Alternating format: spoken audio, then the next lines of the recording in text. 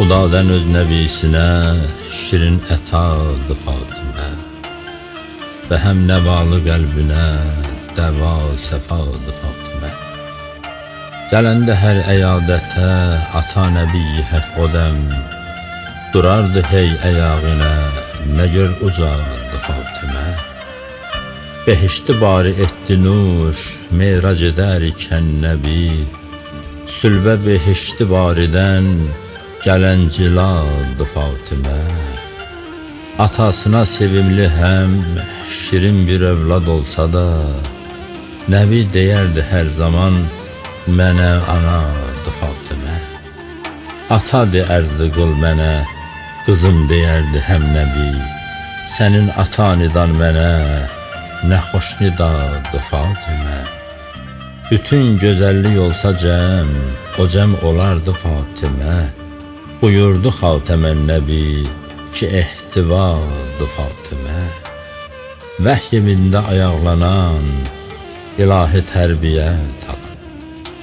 Vəhy evində ayaqlanan ilahi tərbiyyət alan kör önündə hicablanan izzi həyadı Fatimə. Baxında hək kəmalinə kitab endi məqaminə bu hikmətin təmaminə nə gör zəkadı Fatimə. Gəlin köçən zaman belə verən libası sayilə.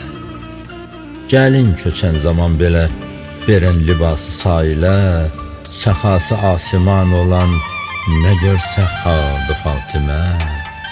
Fatimə zikri var bu zikri aləm içrə car bu həm hüdayı yadigar zikri hüdadı Fatimə.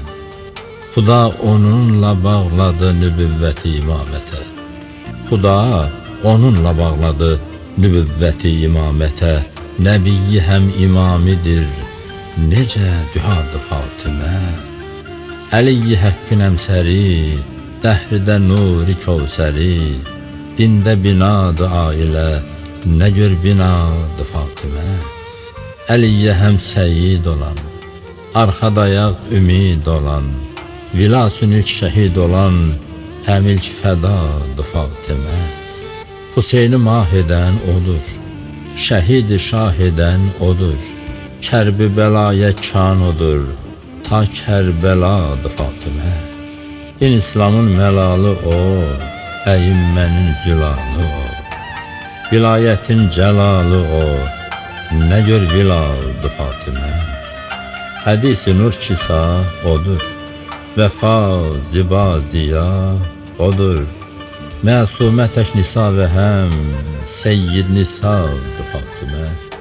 Hacı Qubad bəyanı qıl bu həq nuru nəyanı qıl bu izlə həm də ol da qul ki rəhnumadı Fatimə. Bu izlə həm də ol da qul ki rəhnumadı Fatimə.